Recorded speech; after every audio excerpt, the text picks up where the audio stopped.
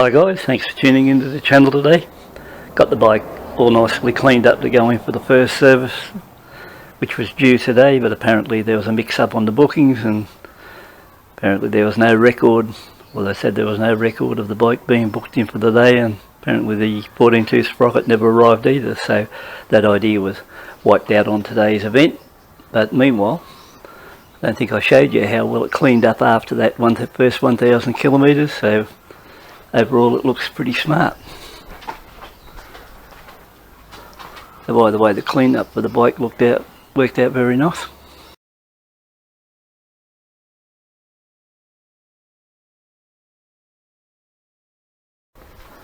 Actually looks like it's never been on dirt.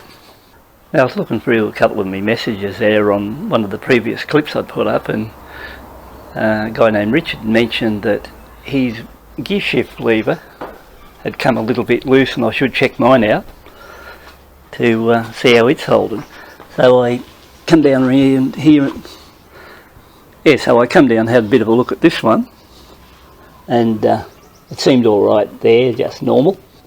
But when I got down here and checked on the spline area where he did mention, back in this section here, you can see, hopefully, coming from the top, you can see it's loose just like he said. You can see that pretty well coming back and forth, so it is coming out a fair way. So what I'll do what he suggested, hit it with I'll undo the nut there, hit it with a bit of maybe some blue Loctite, tighten it back up, and then that should be good to go now. So I think the big question to be, what would happen if your bolt did fall completely out? Well, I've removed it now, and when you look at it, it's not going to pull, or it's not going to fall totally out, or it doesn't look like it will, and I've moved it up into 6th gear and then down into 1st, and that's about as much play out at this stage as it go. Maybe a bit different if you're riding along pretty fast and the vibration of the bike around this area pushes it further, but at this stage that's about it. But just the same, it wouldn't do it much good, and once you get to this stage it would just vibrate loose and you'd lose the bolt. So the best idea would be to hit it with a bit of, in my case I'm just going to use Loctite 243, which is a medium strength, and with it back on and all good, should be good.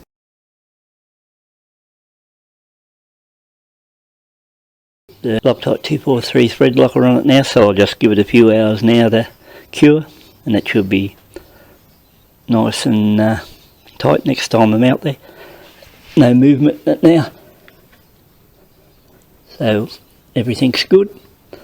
And once again, thanks Richard for the bit of a hint, and that may have saved me a bit of problem in case it wasn't picked up and I headed back out to Nango and was caught up in those watercourses with a gear shifter with parts fall off. A couple of other things I might mention, maybe from sometime next week I might have a couple of different tests coming on these particular bikes, and might not be loading up any videos for the next few days, and the reason being I'm thinking of opening another channel or a hunting channel shortly, and I've ordered a new camcorder, a high definition 4K, and I want to use that, and I haven't decided whether I'll go live game shooting or live game shooting with a camera, and that'll be on rabbits, foxes, pigs, and what else can I go? Goats.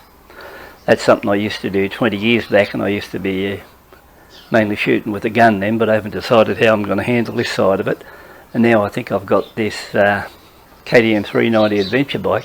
I think it'd be a good mode of transport to get me into the paddocks, and that's what I'm thinking at the moment, whether or not to go out and do live game shots just with a camera, or live game shots and bring in a gun too. So that will be the idea, and it'll be on another channel if I go ahead with that idea. And the first thing to do was to purchase a good quality camcorder with good optics plus a good steady stabiliser system on it. So I ended up buying a couple of days back a Sony I think it's an AX53, which hasn't arrived yet, and I'll try it out on my next video. So I want to hold back on videos till I get that particular camera. Then we'll see how that camera performs as far as clarity goes, zoom goes, and I'll try it out on my next video when I do a comparison between bikes, and I'll be able to compare how well that camera goes. Now, just in case you guys are wondering why on earth I'd go out and buy a camera first before I think about buying a firearm, well, the camera's a cheap way out of it, and I think, you know, for around $1,500 to buy a camera, it's fairly cheap to decide how I'm going to work this hunting channel if I go ahead, because I figure if I want to go back into hunting, the minimum it's going to cost is probably $5,000 just to buy a good firearm, scope, all the other crap that goes with it.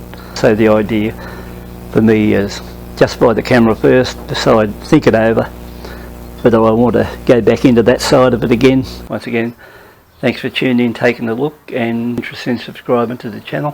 Please go ahead and catch up with you later.